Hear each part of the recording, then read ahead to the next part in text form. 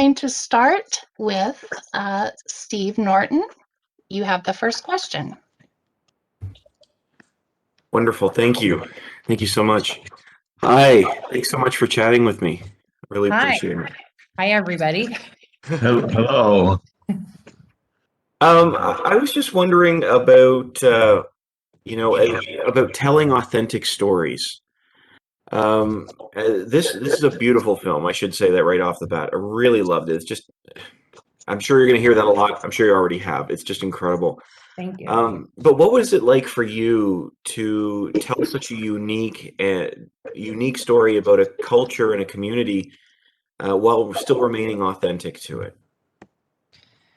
Well, I think whenever I was an outsider to this community. And so coming in as an outsider, I think you feel a huge, enormous responsibility to take on that representation in a way that is specific and forwards the conversation and is going to be embraced by the community that you're working to represent. And so it was going in, it was very important for me to know what I know and surround myself with collaborators right from the beginning, from the moment that I started writing the script through production and through post, who were not just in front of the camera, but behind the camera, who could be my deaf eyes on set and be my collaborators and my team to really be looking at the story and digging into the script and oftentimes changing what was on the page to make sure that we were telling a story that felt authentic and real. And I was very lucky to have people right from the beginning. I had two ASL masters in Alexandria, Wales, and Anne Tomasetti. And Alexandria worked with me to do the translation of the script because 40% of the movie was in ASL. And that was an amazing process to take written English and work to make the sign choices to bring those scenes to life and get at the intention of the character and the emotion. And so that was an incredible process to literally see the words come to life in this incredible visual cinematic language.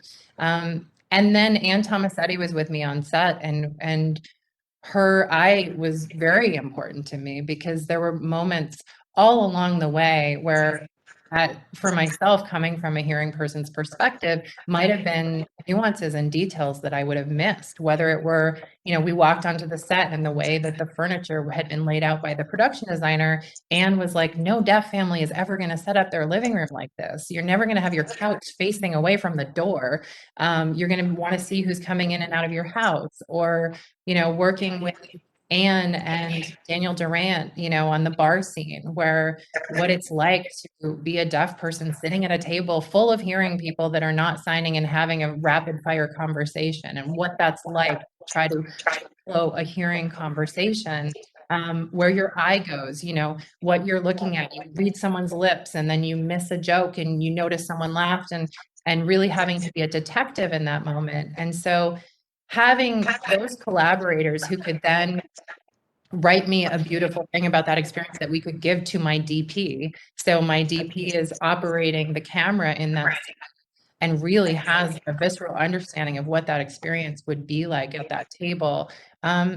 So those collaborators were very important to me. And I really saw myself as, yes, the leader of this team, but also as a conduit for a life experience that wasn't my own.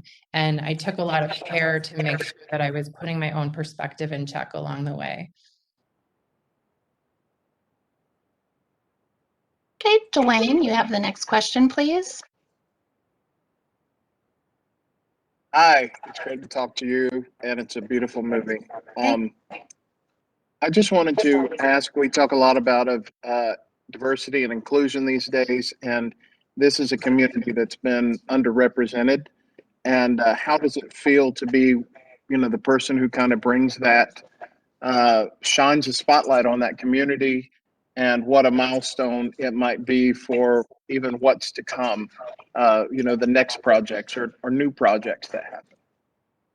Well, I think it's not just a community that's been underrepresented. It's a community that has been harmfully represented in storytelling and on screen. And as is the case with, a lot of communities that have been historically marginalized, and there's been a history of representation that can be very harmful. And so, like I said, I felt responsibility to make sure that these were three-dimensional characters and very specific as human beings. I think there is no way, if you approached anything as trying to represent the deaf community or trying to represent the deaf experience, there are all sorts of deaf experiences, as there are all sorts of human experiences. And so for me, it was finding the specificity of this family. And that was really the heart of what I was going for. This is a family who is just as defined by their identity of Gloucester fishermen as they are by their deafness. That community is so specific. That is an isolated job. You're getting up at 3 a.m. You don't trust outsiders. So I think getting into the authenticity and the specificity of like the regionalisms and making sure that there was not some blanket portrayal out there, which is, I think, when representation gets harmful, is when, you're not looking at the individual human experiences. And to your point, there are so many deaf stories out there, and there are so many stories within the disability community out there, and they haven't been told, and they're amazing and fascinating and funny and interesting and can be very commercial. And so I really hope that this film, I feel proud to maybe have shoved the door a little bit further open so that more people can follow, and that studios will back these projects and back deaf creators to tell their own stories. And so if I can be a part of the movement that is joining Crip Camp and Sound of Metal and these other projects that have come out this year, that are hopefully causing change in an industry and an awakening in an industry that really needs to happen. Thank you. Sister Rose, you have the next question. I came in late, so I'm proud if I'm asking another question that's already been asked. Please excuse me and just let me know. What motivated you initially? What attracted you initially to this story? And why did you, as a female filmmaker, want to take this on? I was a teenage girl, so I think, that experience of growing up, and I came from a very tight-knit family.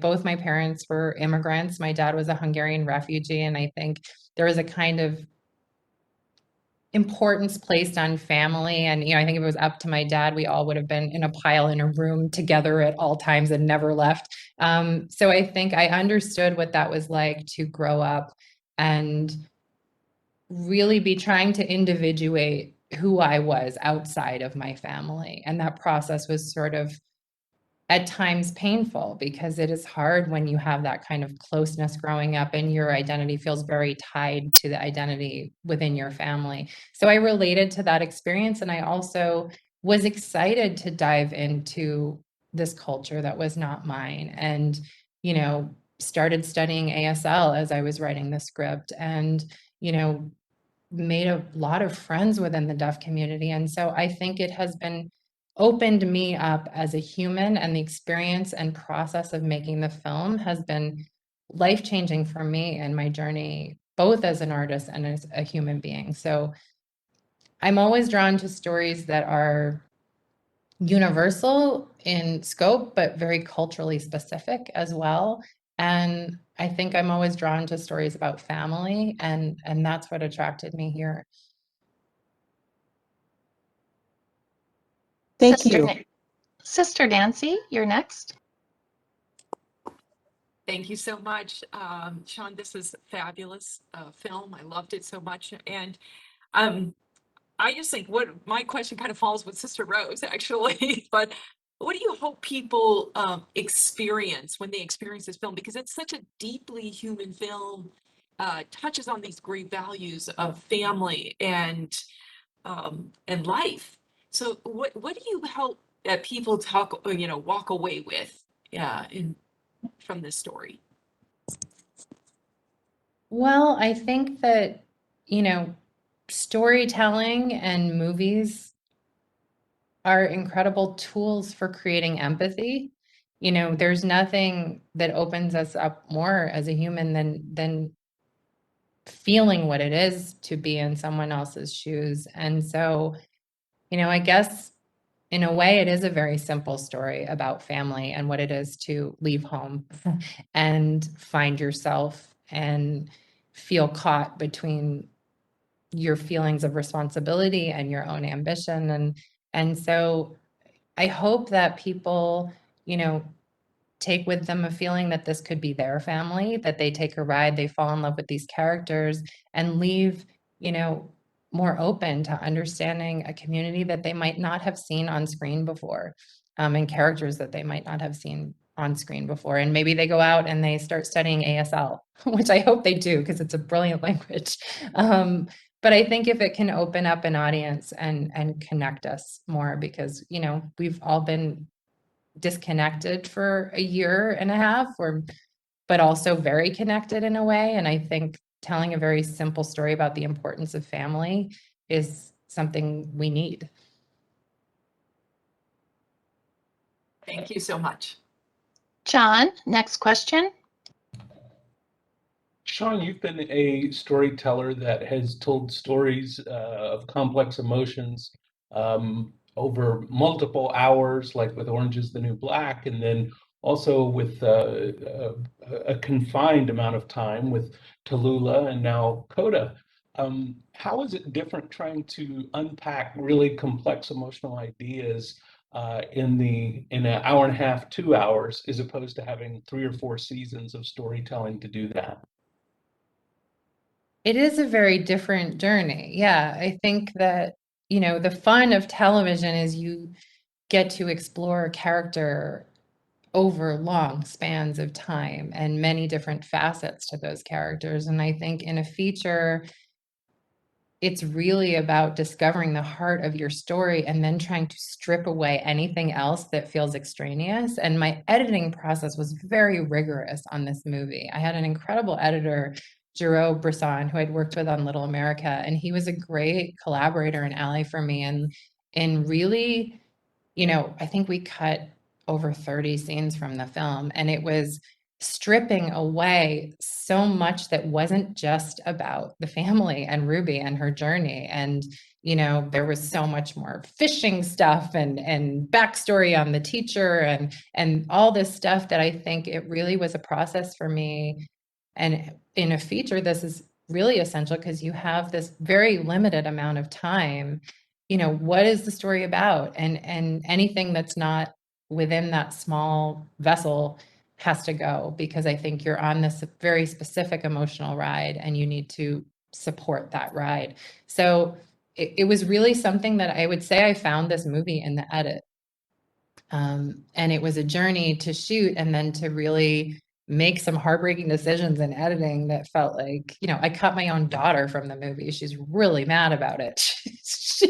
She's 7 and she's like, my mom cut me out of her movie. And I actually cut her out of Tallulah too. So she's doubly mad at me. So the next movie I have to put her front and center, because you have to make those hard choices when you're in the edit. And it really is about what story am I telling? And the clearer I got on that this was a story about this family, it was really a guide for me in making some of those hard choices. Thank you. Dean, you're next. Thank you, Sean. It was a brilliant film. And I feel that the film has taught 2 languages, definitely American Sign Language and the language of music. And I love the fact that Eugenio's character reminded me a lot about my school teacher and my drama teacher. So I wanted to know, how did you incorporate the different facets of music, and how did you pick the right songs to fit the narrative of CODA? Well, the music, of course, is a challenge when you're making an indie movie because it's so expensive. So you have these dreams of the songs you're going to put in your movie. And then, of course, there's always a certain amount of heartbreak when, you're like, what do you mean I can't have that Stevie Wonder song? I actually wrote a letter to Stevie Wonder. I was like, please, Mr. Wonder, can I have your song? But I was very lucky that Marvin Gaye song was a song that I had written into the script. And it was so lyrically perfect for these moments. The song reoccurs 5 times in the movie. It has to play in all these different narrative ways and emotional points in the film. And I love that song. And we ended up, my music supervisor, Alex Patsavas, she made a deal with Sony to get this package of music. And I remember they sent me a list of the songs that were available to me. And I scanned through the list, and then I saw Marvin Gaye, and then I saw that song was on there, and I screamed and cheered because I was so excited to be able to get it. And the other really important song in the movie is Both Sides Now, which, I love that song because Joni Mitchell has talked about it marking the end of her childhood.